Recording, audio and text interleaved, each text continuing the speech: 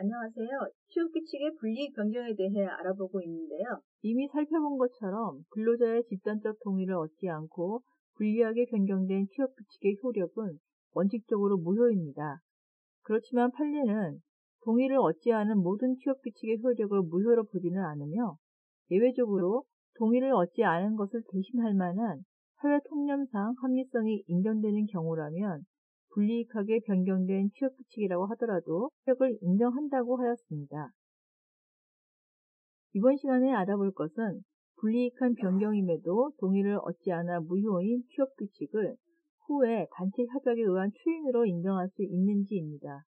예를 들어 불이익하게 변경된 취업규칙에 대하여서 명시적인 의사표시가 없던 노동조합이 추후에 단체 협약을 변경하여 이에 대해 동의한 경우가 그것입니다. 추인이라는 법률적인 용어에 대한 이해가 필요한데요. 먼저 민법에서는 취소할 수 있는 행위의 추인이라고 하여 취소할 수 있는 행위에 의하여 발생한 불확정한 효력을 취소할 수 없는 것으로 확정하는 단독행위라는 의미로 사용되고 있는 것으로서 이것은 이론상으로는 취소권의 포기를 뜻합니다. 다음으로 민법에서는 무권 대리 행위의 추인을 규정하고 있는데요. 무권 대리 행위가 대리권 있는 행위와 같은 효력을 발생시키도록 하는 단독 행위입니다. 민법은 무효 행위의 추인에 대해서 당사자가 그 법률 행위가 무효인 것을 알고 이를 추인한 경우에 당사자의 의사를 추측하여 비소극적 추인을 인정하고 있습니다. 이것은 편의상 새로운 행위를 한 것으로 보며 따라서 새로운 행위를 하는 경우와 동일한 요건을 갖추어야 합니다. 아시다시피 근로자에게 불이익한 취업규칙의 변경은 근로자 집단의 동의를 필요로 한다고 하였고 만일 이러한 절차를 거치지 않은 경우 그 취업규칙은 무효라고 하였습니다. 따라서 여기서는 무효 행위를 추인하는 경우의 문제, 즉 취업규칙을 노동조합이나 근로자 과반수의 동의 없이 불이익하게 변경하였는데 그 후 단체 협약을 체결하면서 좀 전에 불이익한 취업규칙을 추인하는 경우가 문제로 된다는 것입니다. 결국 근로자 집단의 동의 없이 변경된 불이익한 취업규칙이 효력을 갖게 되는 경우는 사회 통념상 합리성이 인정되는 경우에 동의 없이 변경된 취업규칙이 유효하게 되는 것과 같이 취급되는지의 문제입니다. 판례에 나타난 사실관계를 재구성해 보면 L씨는 1975년 2월에 KR투자금융 주식회사에 사원으로 입사하였는데 KR투자금융은 1975년 5월에 사원과 고원을 구분하여 회사의 퇴직 위로금 지급 규정을 제정하였습니다. 이후 KR투자금융은 1976년 8월경 노동청의 지시에 따라 퇴직금 산정의 기초임금을 평균임금으로 변경한 까닭에 퇴직금 산정의 기초임금이 종전의 2배가량으로 되었으나 퇴직금 지급률은 그대로 두었고 또한 1978년 6월경에는 퇴직 위로금 지급 규정을 개정하여 사원과 고원을 구분하여 규정하였던 퇴직금 지급률을 통일하면서 그 율을 하향 조정하였는데 이때 KR금융회사는 당시 노동조합이 없는 상황에서 회사 이사회의 결의만 거쳤을 뿐 노동조합 또는 근로자 과반수의 동의라는 근로자의 집단적 의사결정 방법에 의한 동의를 거치지 않았습니다. 이후 1987년 7월경 피고 회사의 노동조합이 설립되었고 종업원 총수 약 180명 중 130명이 노동조합에 가입하였고 KR금융회사는 1987년 11월경 노동조합과의 사이에 퇴직금 지급률 상향 조정에 관한 교섭을 진행하여 그 결과 1978년 개정된 규정보다 약간 상승된 지급률을 내용으로 하는 단체 협약을 체결하고 그 다음 해인 1988년 2월경 퇴직 위로금 지급 규정을 단체 협약의 내용대로 개정하였습니다. 그런데 L씨는 1990년 10월경 KR금융회사를 퇴직하게 되었고 회사는 L씨에게 1988년에 개정된 퇴직금 지급 규정에 따라 산출한 퇴직금을 지급하였는데 L씨는 1978년 퇴직금 규정과 1988년 퇴직금 규정에 의하여 산출한 퇴직금의 차액의 지급을 구하고 있는 것입니다. 이 사안에서 판례는 KR투자금융회사와 그 노동조합 사이에 체결된 1987년 11월경의 단체 협약은 그 협약이 시행된 이후에 회사에 종사하며 그 협약의 적용을 받게 될 노동조합원 및 근로자들에 대하여 효력이 미친다 할 것이고 따라서 위 단체 협약의 내용에 따라 개정된 1988년 규정은 LC에게 적용되어야 할 것이므로 LC의 이 사건 청구는 이유 없다는 취지로 판단하였습니다. 판례는 이 사안 외의 다른 경우에서도 불이익하게 변경된 취업규칙을 단체 협약을 통하여 추인할 수 있다는 입장을 취하고 있는데요. 결국 노동조합과의 단체 협약을 통한 추인을 통해 근로자 집단의 동의 없이 변경된 취업규칙이 유효로 될 수 있다는 것을 확인한 것으로 이해할 수 있습니다. 한편 근로자에게 불이익하게 개정된 보수 규정에 관하여 추인을 받는 경우 추인 당시에 근로자들의 집단적 의사결정 방법에 의한 동의를 받아야 하는지에 대해서도 판례는 퇴직금을 하향 조정하는 보수 규정을 개정한 연후에 추인받는 경우에도 그 당시에 근로자 과반수로 조립된 노동조합이 있으면 가사 그것이 개정 이후에 설립되었고 이해관계가 있는 개정 당시의 근로자들이 노동조합에 한 명도 가입하지 않은 조합이라 하더라도 노동조합의 동의를 얻어야 하고 그러한 노동조합이 없으면 회의 방식에 의하여 전체 근로자 과반수의 동의를 얻어야 한다는 취지로 판시하고 있는데요. 이에 따르면 사후 추인의 유효 요건은 취업규칙의 분리 변경 요건과 동일하다는 것을 알 수 있습니다. 근로조건과 직접 관련되는 취업규칙을 불이익하게 변경하기 위해서는 근로자 집단의 동의를 거치도록 한 취지에 비추어 또 다른 예외적인 요건이라고 할 수 있는 추인에도 동일한 방식을 요구하는 것이라고 이해할 수 있겠습니다. 자, 이 부분에서 생각해 봐야 할 법률상의 쟁점이 있습니다. 바로 추인에 따른 소급표 문제인데요. 앞서 소개해드렸던 KR금융회사 판례 사안에서도 퇴직한 근로자 L씨는 1978년 퇴직금 규정과 1988년 퇴직금 규정에 의하여 산출한 퇴직금의 차액의 지급을 구하였는데요. L씨가 이런 청구를 한 데는 근로자 집단의 동의를 받지 못한 퇴직위로금 지급 규정이 무효라는 전제가 깔려 있다고 할 수 있습니다. 결국 추인에 의한 소급표를 인정할 것인지는 법 이론적인 측면을 떠나 현장의 기업과 근로자 모두에게 직접 영향이 있는 현실적인 문제가 됩니다. 과정 처음에 법률상 추인의 세 가지 형태를 소개해 드렸었는데요. 본래 무효 행위는 당사자가 추인을 하여도 효력이 생기지 않습니다. 무효를 평가받는 행위를 당사자의 의사에 의하여 처음부터 유효하였던 것으로 하지 못한다는 것입니다. 그러나 법률 행위를 무효로 하는 것에는 공익적인 이유 혹은 단순히 당사자 한쪽의 이익을 보호하기 위한 목적이 있고 이 중 당사자의 이익을 위하여 무효로 하는 경우에는 제3자의 이익을 해치지 않는 한 추인을 인정해도 무방하다고 합니다. 이에 따라 민법에서도 당사자가 그 무효임을 알고 추인한 때에는 새로운 법률 행위로 본다라고 규정하여 비소급적인 효력만을 인정하는 것이 원칙입니다.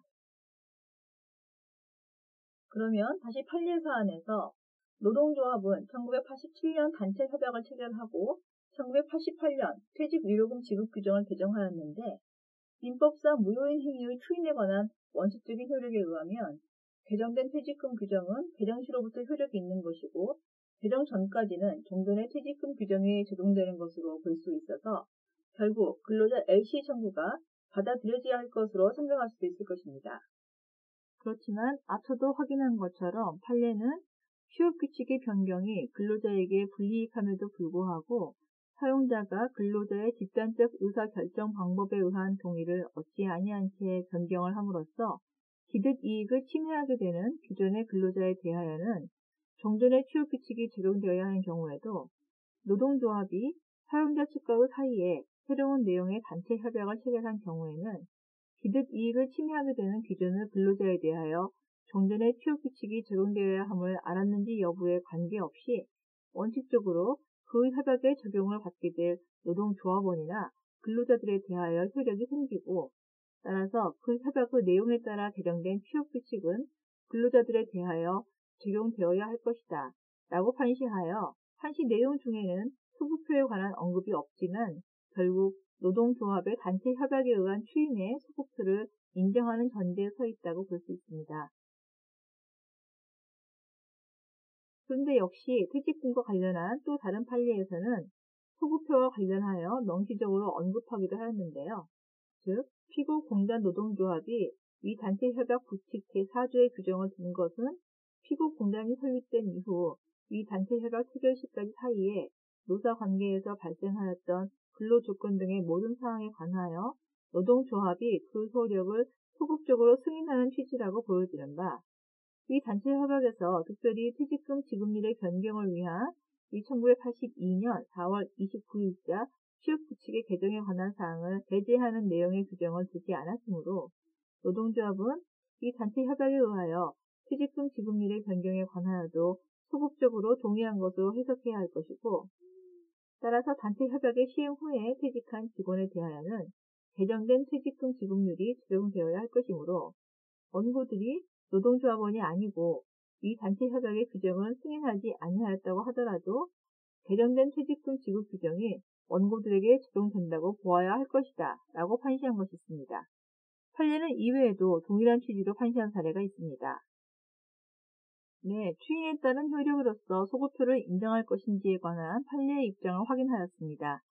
기업과 근로자 간의 이해관계가 대립될 수 있는 현실적인 문제이므로 정확한 이해가 필요하다고 하겠습니다. 한편 판례에 나타나는 사안을 검토해보면 모든 경우에 단체 협약에 의한 추인을 인정하는 것은 아닙니다. 오히려 추인을 엄격하게 인정하는 것이 아닌가라는 느낌도 없지 않습니다. 다음에서는 추인한 것으로 볼 수 없다고 판단한 사례를 살펴보기로 하겠습니다.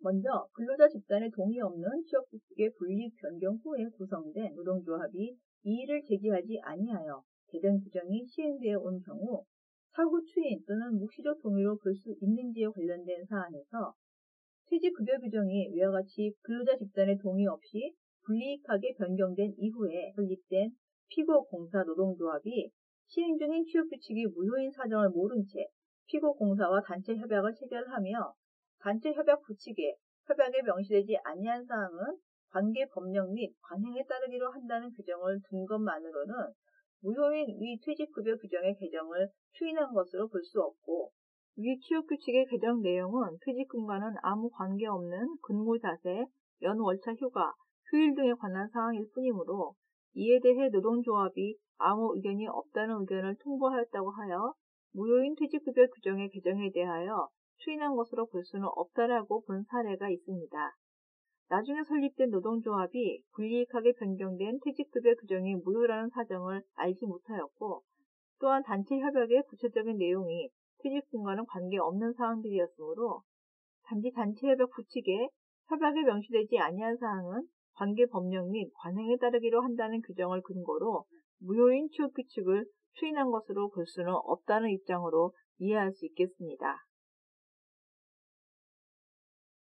한편 판례에는 불이익하게 변경된 취업규칙에 관하여 근로자들이 이의를 제기하지 않았다거나 명시적으로 반대 의사를 표명하지 않았다는 사정만으로는 추인으로 볼 수 없다는 것이 많습니다.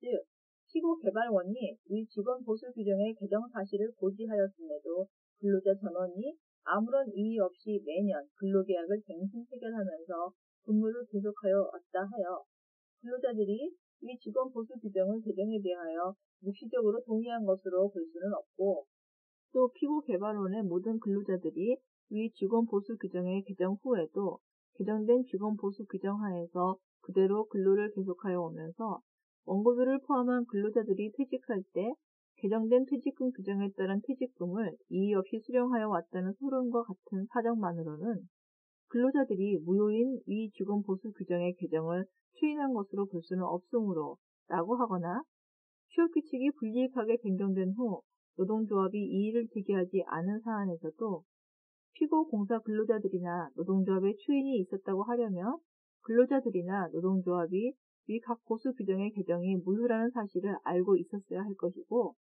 근로자들이 이 각 보수 규정의 개정에 대하여 이의를 하지 않았다던가 각 보수 규정의 개정 이후 3회에 걸쳐 단체 협약을 체결하면서 이 노동조합이 아무런 이의를 제기하지 않았다는 것만으로는 이 보수 규정 개정에 관하여 근로자들의 묵시적 동의 내지 추인이 있었다고 단정할 수 없다는 취지로 판시하고 있습니다.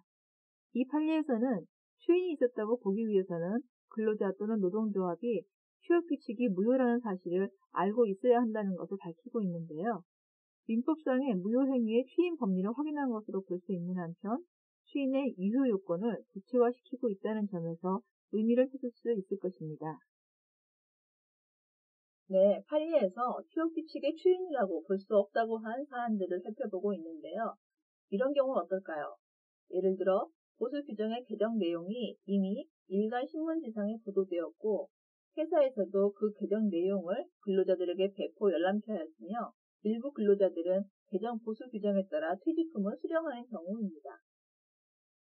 이러한 사안에 대해 판례는 이와 같은 보수 규정의 개정 내용은 당시 신문지상을 통하여 널리 보도되었을 뿐 아니라 개정이 이루어진 후 피고회사는 즉시 개정 후의 보수 규정을 소속 임직원들에게 배포 열람케 하였으며 그 이후 퇴직한 직원들은 개정 후의 보수 규정에 따른 퇴직금을 이의 없이 수령하였으므로 결국 이 보수 규정의 개정에 관하여 피고회사의 소속 직원들은 묵시적으로 동의하였다고 주장함에 대하여 거시 증거에 의하면 이러한 개정 내용이 일간 신문지상에 보도되고 피고회사가 개정 후 그 내용을 임직원들에게 배포 열람케 하였고 일부 퇴직한 직원들이 개정 후의 보수 규정에 따른 퇴직금을 수령한 사실이 인정되나 이러한 사정만으로 이 보수 규정의 개정에 대하여 피고회사 소속 직원들의 묵시적 동의를 얻었다고 할 수 없다는 취지로 판시하고 있습니다. 과거 정부 투자기관 등과 관련한 사례에서 이런 일이 종종 발생하였는데요.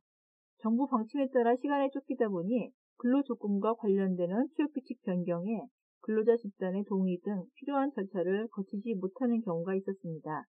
그렇지만 이러한 경우에도 판례는 추인 내지 묵시적 동의를 얻었다고 볼 수 없다고 하여 취업규칙 불이익 변경을 예외적으로 유효로 하기 위한 요건은 엄격히 인정함으로써 근로자들의 근로조건이 불이익하게 변경되는 것을 억제하는 해석을 하고 있다고 볼 수 있겠습니다. 네, 이상과 같이 취업규칙 불이익 변경의 예외적인 유효 사유로 논의되는 사후 추인에 대해서 살펴보았습니다. 무효행위의 추인 법리와 소급표 문제에 대해 정확한 이해가 요구되며 판례가 추인의 소급표를 인정하여 구체적인 사실관계에서 타당한 결론을 도출하려는 시도를 하지만 한편 전반적으로 판례의 기본적인 입장이 취업규칙 불이익 변경을 유효로 하는 추인에 대해 엄격한 기준을 적용함으로써 근로자들의 근로조건이 악화되는 것을 방지하려는 해석을 하고 있다고 이해할 수 있겠습니다.